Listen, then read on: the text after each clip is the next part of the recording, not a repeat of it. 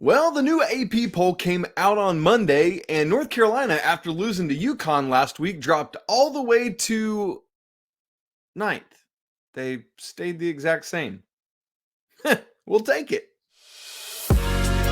You are Locked On Tar Heels, your daily podcast on the UNC Tar Heels, part of the Locked On Podcast Network, your team every day.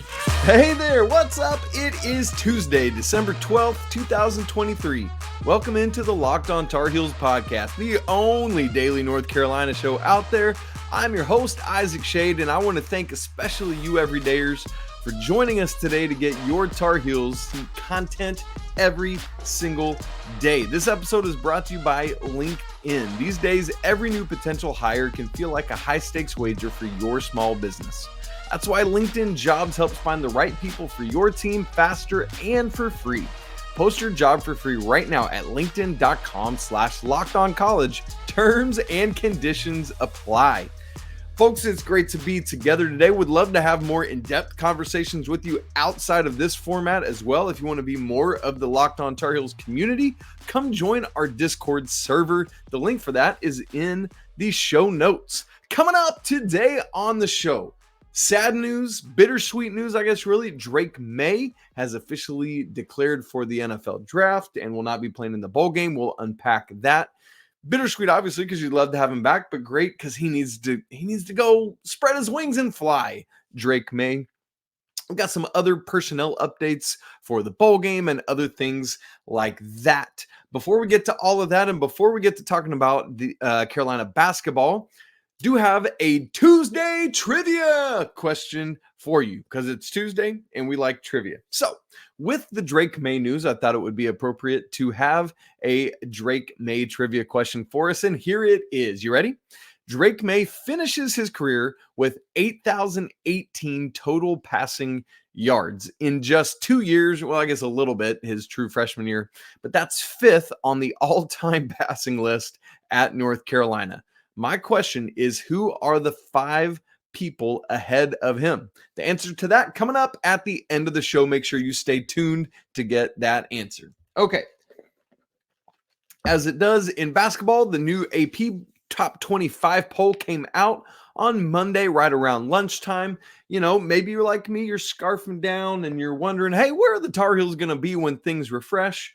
Lost our only game last week. That was to UConn, who's ranked higher, but it was by 11 points, probably going to fall, a little bit, not terribly far, but certainly out of the top 10. Well, you look at this and it drops, and what do you know? Carolina falls all the way from 9 to 9 in the AP poll.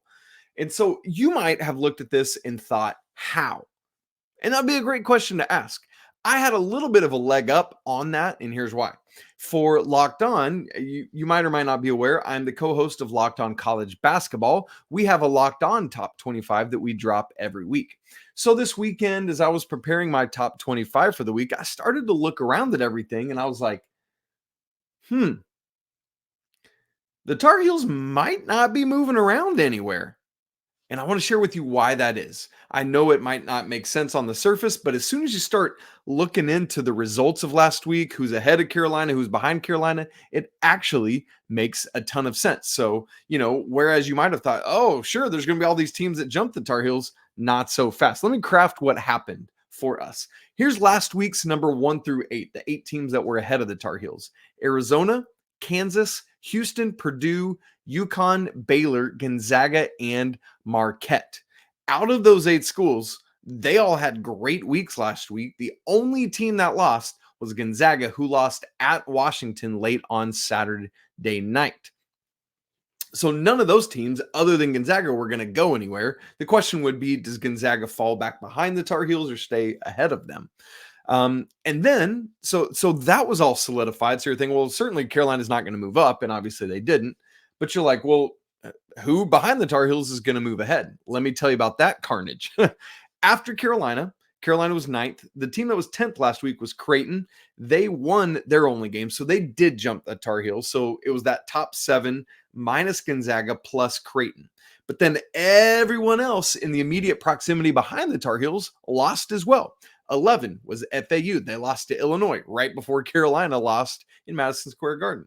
12, Texas. They got blasted. I mean, straight obliterated by Marquette in the Shaka Smart showdown. 13 was Colorado State. They lost at home on Saturday to St. Mary's, who had been struggling. So there's that. 14 was BYU. They lost at Utah on Saturday. 15 was Miami. You probably know they got slaughtered. I mean, obliterated by Arizona at Arizona, or excuse me, not by Arizona, by Colorado on Sunday. 16 was Kentucky. That was the next team that didn't lose, but they had just lost at home the week before to UNC Wilmington, so they weren't going to crawl up into the top 10 yet. And then beyond that was 17. Yeah, they beat Illinois on Saturday, but they weren't going to re-jump the Tar Heels. And so all of this, and then you've got teams that were a little further down that were undefeated, Clemson, Oklahoma. So they had to move up somewhere, but not all the way up past Carolina. So all of that madness going on behind the Tar Heels just meant that they stayed put. It actually makes a lot of sense when you dig into what happened around them last week. And so that's where things are at. You've got this kind of top 8 that looks like the main national contenders right now. And then you get Carolina and the 7 and 8 teams right behind them that all kind of feel like they're just right there trying to knock on the door. But all these teams that are like 9 through 16-ish are right there together. Also, all of this means, by the way, for Carolina, that this Kentucky game coming up on Saturday and the Oklahoma game next Wednesday are both critically important. If the Tar Heels could take both of those games, which, by the way, would be great when you combine that with, Tennessee, beating Florida State. Yes, you got the loss to UConn, but also remember you had beaten Arkansas just before that, who I know hasn't been playing great, but they were ranked when Carolina beat them. So right now, Kentucky this week with the refresh is 14. Oklahoma's all the way up to 11. So all of that means, unless something weird happens this week, when Carolina plays Kentucky and Oklahoma, they will, for the first time in the AP poll era, going back to the late 40s, it will be the first time in Carolina history that they've played 5 ranked teams in a span of 6 games in the regular season.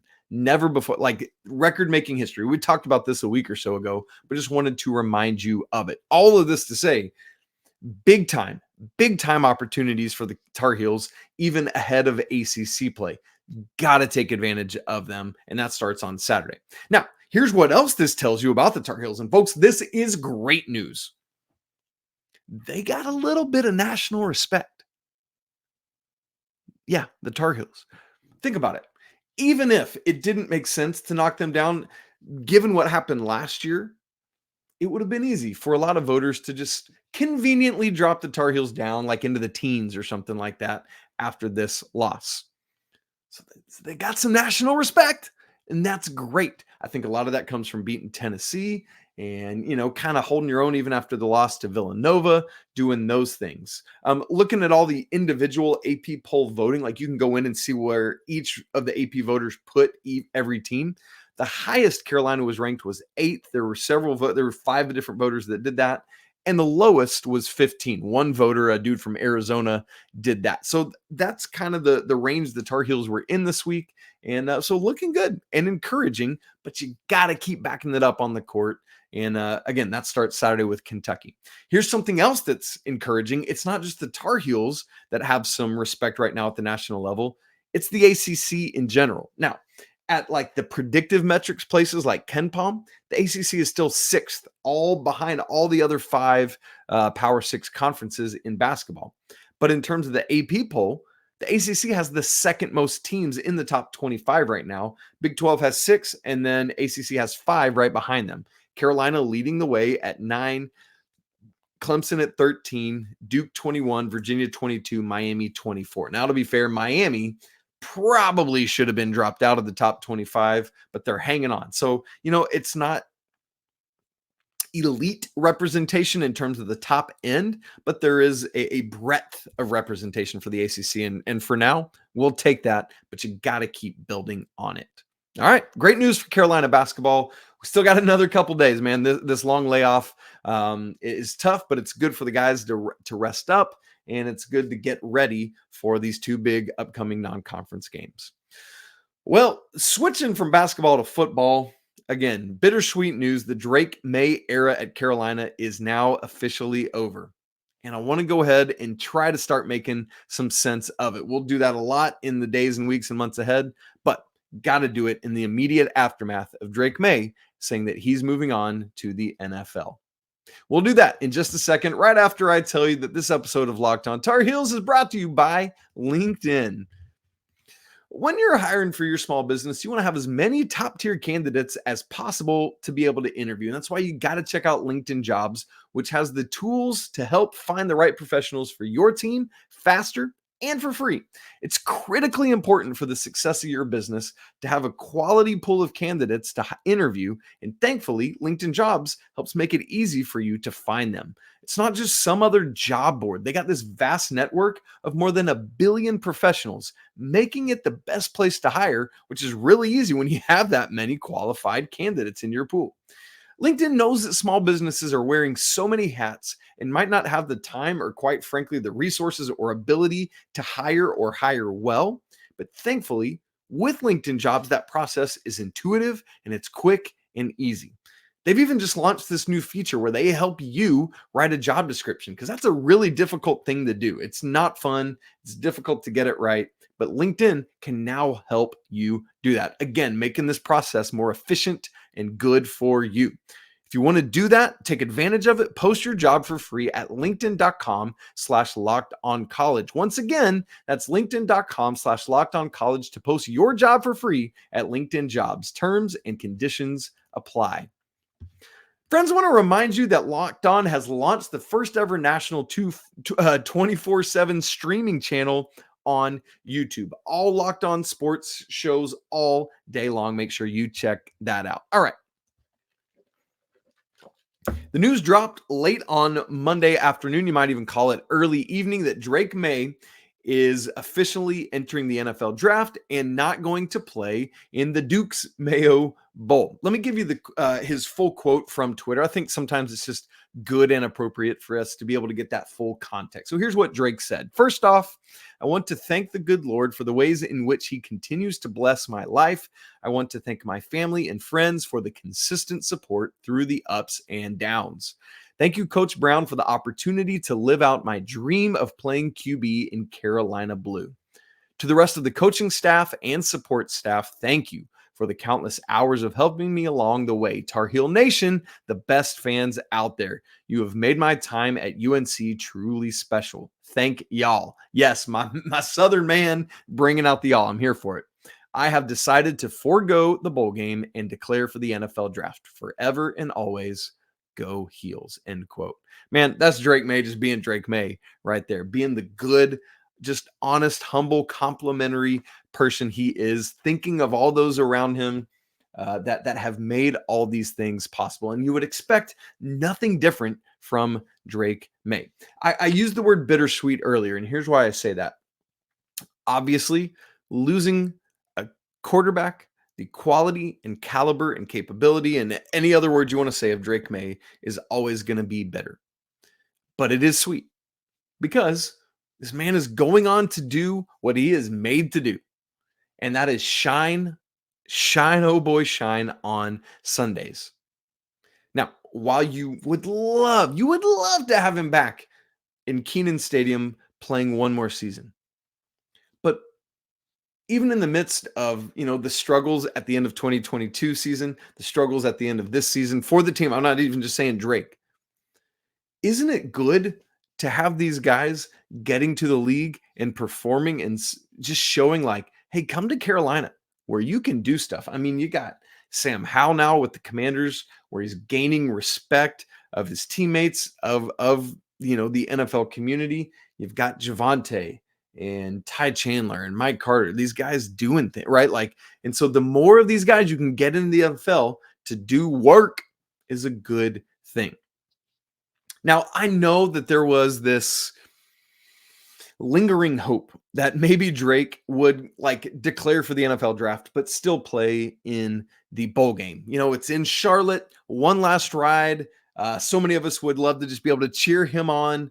and usher him out the door in that way, from a legacy standpoint. I'd love to see it. Shatter some more stats, build and pad those numbers, all of these kind of things.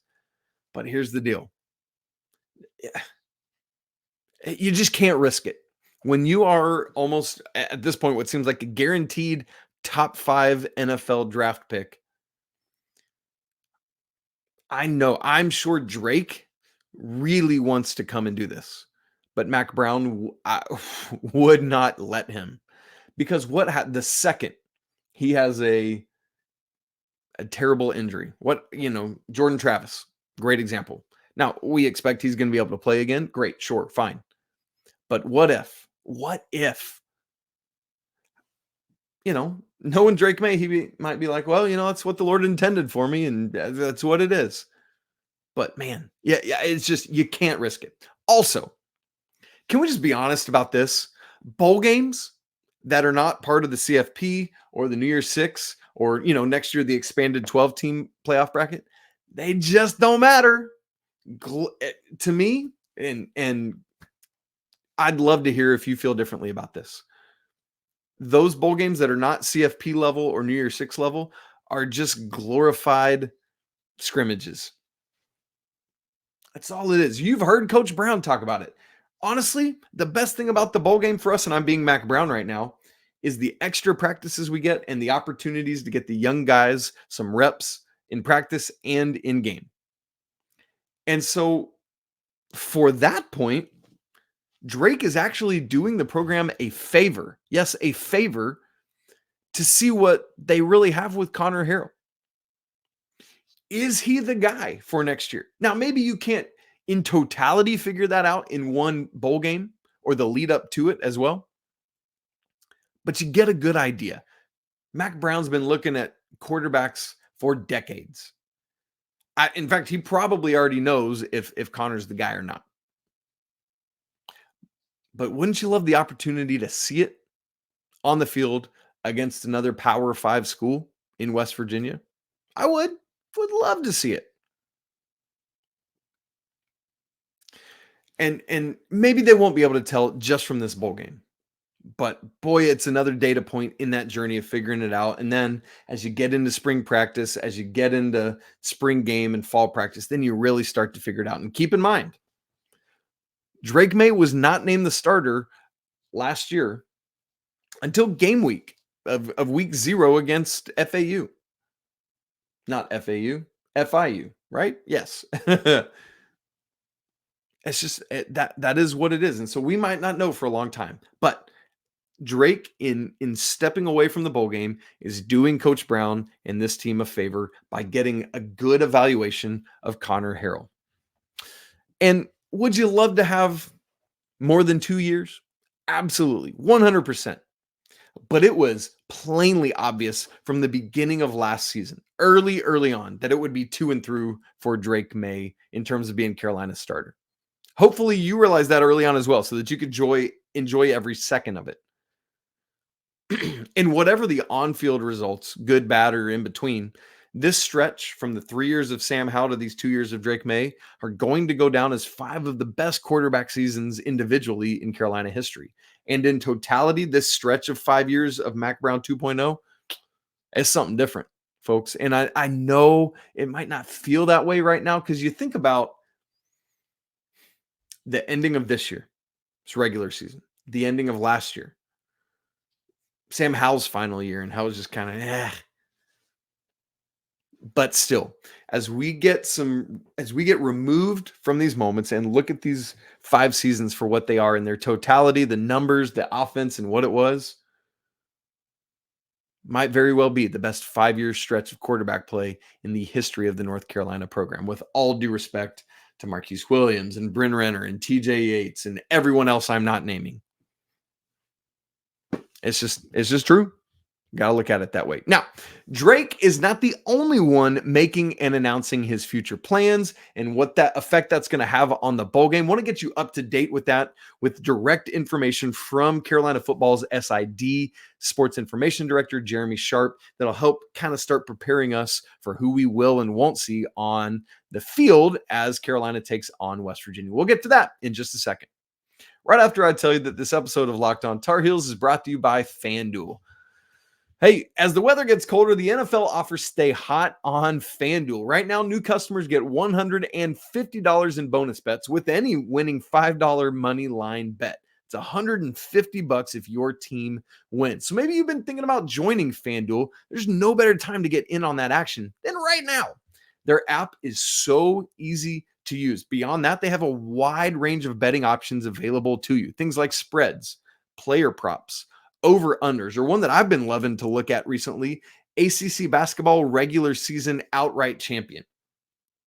5 teams that have the best odds, and there's this massive drop-off after that. And I'm telling you, folks, there's been some movement in these numbers. Duke is still number 1 at plus 240. North Carolina is second at plus 300. And here's where the big movement comes in. Clemson has moved all the way up into a tie for third with Miami, both at plus 500, and then Virginia fifth at plus 650. So if you want to get in on that action or anything else, visit fanduel.com/lockedon to do so this NFL and college basketball season. FanDuel, official partner of the NFL. All right, we've already talked about Drake Maye, but I want to get you up to speed on information we learned about the bowl game and player availability and roster movement from Jeremy Sharp, Carolina football's sports information director, that he emailed out to us on Monday evening. So just as a reminder, if you don't have your brain wrapped around Carolina's bowl game, it's the Duke's Mayo Bowl. The Duke Mayo's Bowls. No, seriously. Duke's Mayo Bowl versus West Virginia in Charlotte on ESPN Wednesday, December 27th. So Christmas is Monday. This game is 2 days later at 5:30 Eastern. Again, that's on ESPN. Already, lots of people out of this game, as you would expect. This is all going back to why I just talked about bowl games right now was like glorified scrimmages, folks. I mean, you're going to have all sorts of people out on both sides. And for Carolina, it's not just about opting out because of NFL draft or transfer, but it's also injuries that it's like, even if guys might come back during the regular season, if they're any sort of banged up, they're probably not going to play. And we got all of that information from Jeremy, and that's what I want to share with you. And so again, these games are all about these extra practices and all about working in the younger guys to get reps. So as we start with this, I want to start with the NFL draft entry guys and a quote from Mack Brown about them. Coach Brown says, quote, "We want to thank these young men for all they've contributed to Carolina football during their times with the program. It's been a pleasure to watch them grow and flourish both on and off the field." Do you say flourish or flourish? I think I say flourish, but I just said flourish because I was trying to sound all fancy.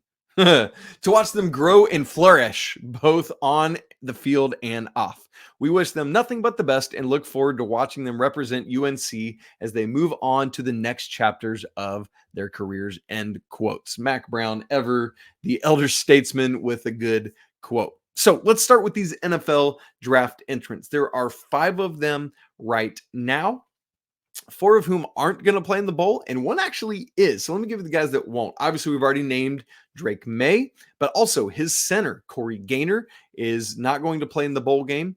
Neither will Tez Walker. What a couple months it's been for this young man. Wild stuff to go from ineligible to randomly being declared eligible to getting to play to getting hurt and then moving on to the NFL draft. And so in some ways, this feels like a what if with Tez, and you hate that. Man, there were some glorious moments that we got to see, but unfortunate there. And then on the defensive side, one guy who won't be playing is Cedric Gray, who is going to the NFL draft. And so, man, hate to lose Ced. It's just, whew, I mean, what Drake has been to the offense, Ced has been the heart and soul of this defense for a couple of years now. Now, Also on the defensive side of the ball, Myles Murphy has declared for the draft, but he will, hear me, will play in the bowl game. So we'll see about that.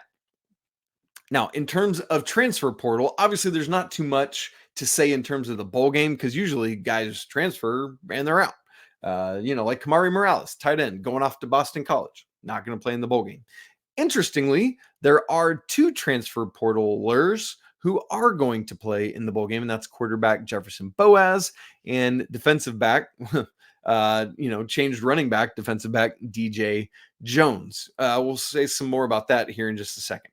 And then in terms of the injury report, again, it's like if you're banged up and there's risk of making things worse, there's no point in getting out there. So let me give you a couple offensive guys and a couple defensive guys who at this point, Jeremy has already announced will be missing the bowl game with that injury. And as a reminder, we don't get much specifics in this day and age on what the injuries are, just lower body or upper body. So, unfortunately, I just mentioned Kamari Morales is out and transferred. Well, tight end John Copenhaver is going to miss the game with a lower body injury, as is tight end Bryson Nesbitt going to miss the game with a lower body injury.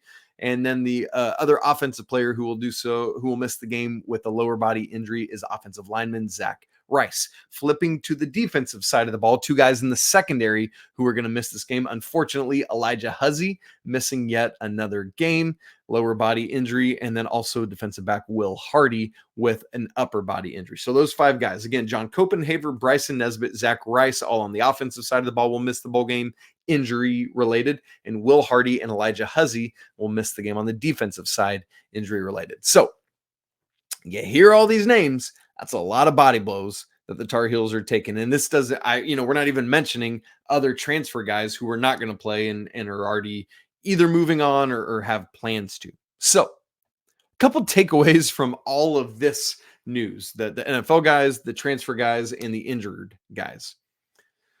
With all due respect to Jefferson Boaz and DJ Jones, I appreciate them wanting to play even after entering the transfer portal.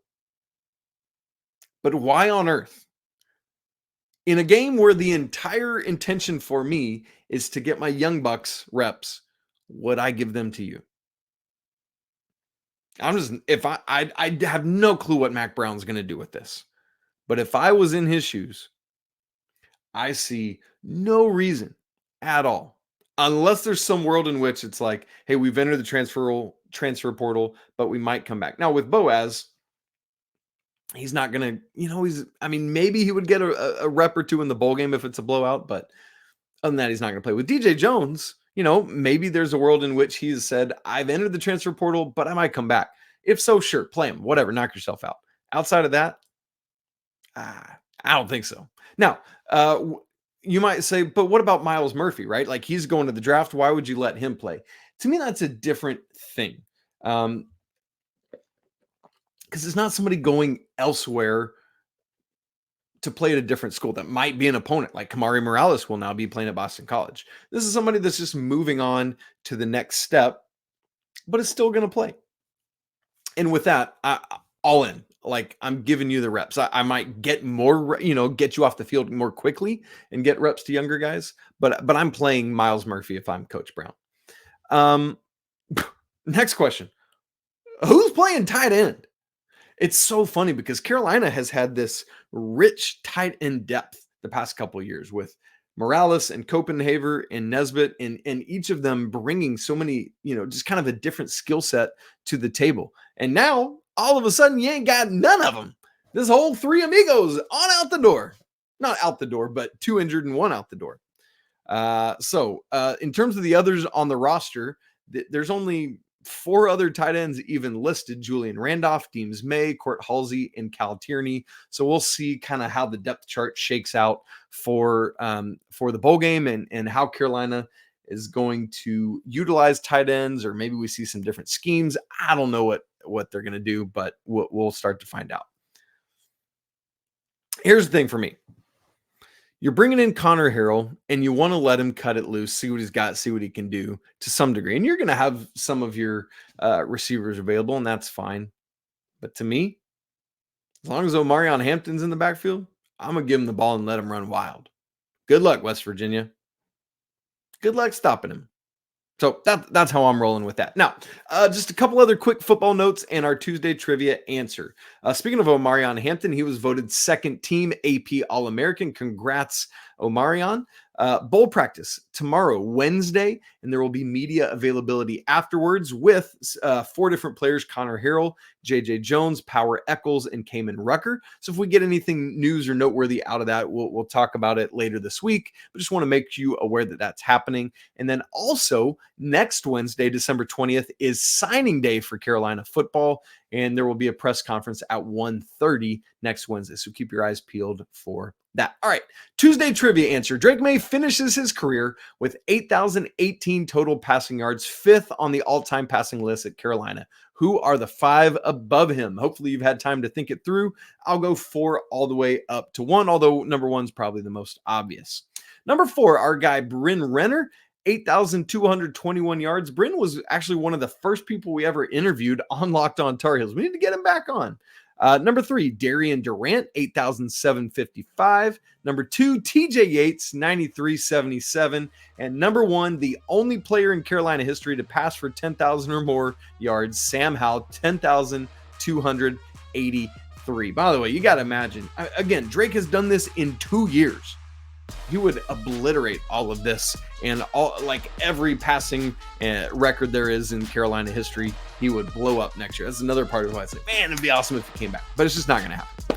All right, friends, that's it for today's episode. Great to be together, talking some Carolina basketball, Carolina football, and man, always fun. Thank you so much for tuning in. Again, if you want to be a bigger part of the Locked On Tar Heels family, come join us in the Locked On Tar Heels Discord. You can also email the show, lockedontarheels@gmail.com. Please, if you would, subscribe to the show on video and audio formats. It means a lot and just takes a second of your time. Thank you. Smash the like button so we know you're here, and would love to hear all your comments on today's show. Hey, it's always a great day to be a Tar Heel. We'll be back with you tomorrow, me and Coach Pat Kilby. But until then, peace.